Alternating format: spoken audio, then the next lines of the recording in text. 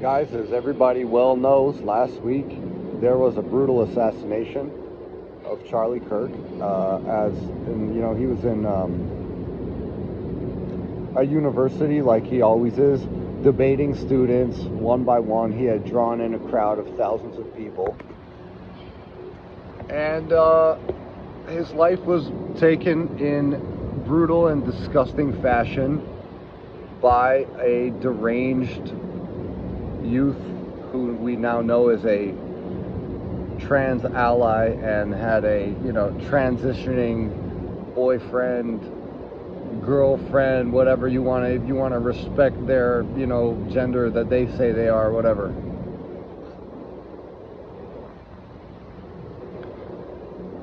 Guys, the message from the left, or what I've heard from the left, what I've heard over the weekend and since last week, has been eye-opening and disgusting. There are people mocking, there are people celebrating, there are people talking crap, and I don't know, man. To me, Charlie Kirk was keeping the conversation alive between right and left. Charlie Kirk was, for years, debating people, and South Park accused him of, if he loses a debate, then they erase the clip. But that's possible. But for all the clips that I've ever seen of Charlie Kirk debating students, nobody's proved his points wrong. Nobody's looked like their talking points were clearly right over his. It always looks like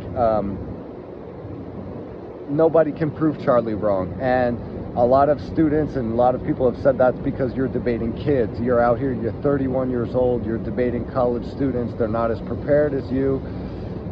You know what? Whatever. They're not as prepared, they're not as whatever. Charlie Kirk was non-violently debating. And he was doing, all the talking points that Charlie Kirk had, they were nothing new to me. I understood all these talking points already. I felt the things that Charlie Kirk was saying on campus, I've felt those for years. I've felt those talking points my whole life.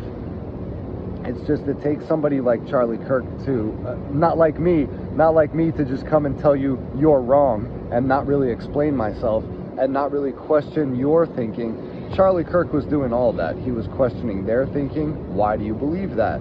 If this is what you believe, then can you define this? Can you define that? And you find that in people's definitions and in people's reasoning, there are lapses. And that's why a lot of people think the way that they do. And,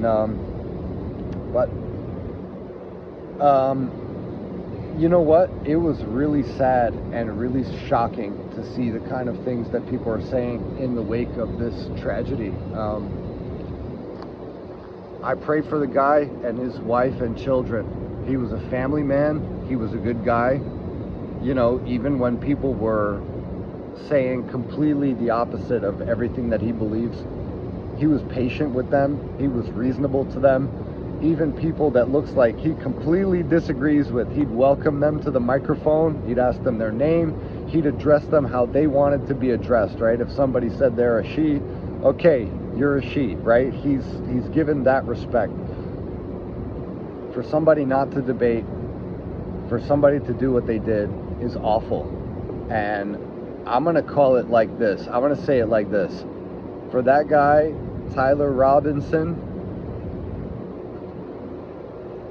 I think they should give this guy the harshest and steepest punishment in the land. I'm just going to put it that way.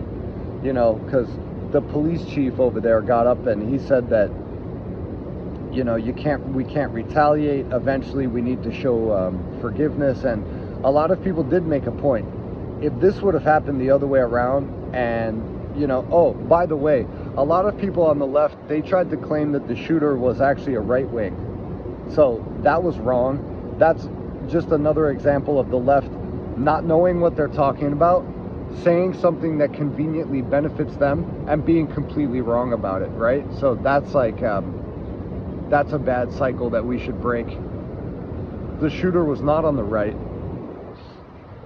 The shooter's family is conservative and on the right.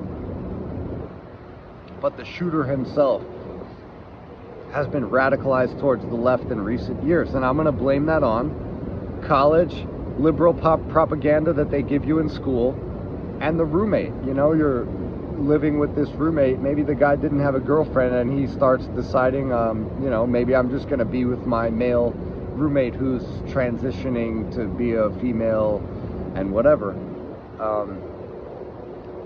Yeah, the guy was clearly a radical leftist. For anybody to suggest that he was on the right, that's pretty crazy. And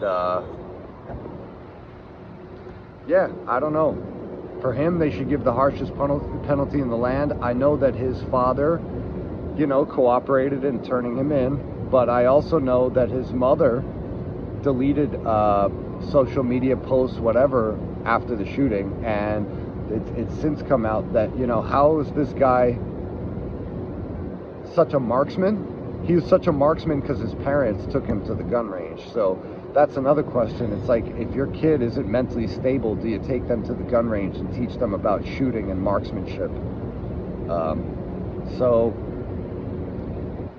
it's a new week, but I'm still thinking about all the same things. And, you know, the fact that there's been mocking and celebration after this, it shows the collapse of dialogue, the collapse of discourse leaves only one thing left. So I hope that's not where we're headed as a country. But, you know, a couple years ago, people that were talking about a second civil war, I thought they were absolutely crazy. And now they don't look so crazy. This thing looks like it's on the horizon. I really hope not, guys, but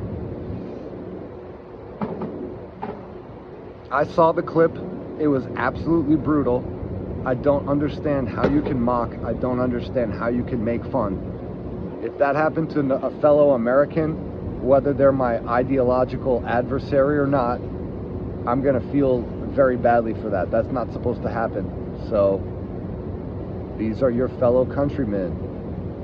I know there's, like, you know, between the right and left, it's like, maybe if the liberal media would stop calling everybody a fascist and a Nazi, then you stop brainwashing people into being so radical. Anyway, guys, I can't believe that happened. I can't believe the response to it. And I think that this is truly a turning point or a changing point in American history. The protests have been around the world, right? If you guys see it in the response in England, there's a lot of response in England because Charlie Kirk was very, he was not anti-immigration totally, but anti-flooding white countries with other people, you know? They're trying to do a great replacement. They're trying to, everywhere where there's white people in the United States or Europe, they're trying to flood the country with other people and change the demographic and change the race and get rid of white people. So I said it, it's not a theory. The Great Replacement's real. It's been going on for a long time, and even if there's dangerous gang members, even if there's shootings, even if there's crime, the left is still advocating for it like crazy. And even white guys and white women, people who are the most affected by this, the most, you know, they're trying to get rid of you as a people, are still standing in support of this, completely brainwashed by radical left propaganda that you've learned in college. So guys, Charlie Kirk didn't go to college, or he was, but then he left because he realized it was a scam. I did the same thing. Charlie Kirk saw a lot more success than me in dropping out of school, but that's besides the point. You don't need school to be smart. You're born smart or you're not, right? You're born logical with common sense or you're not.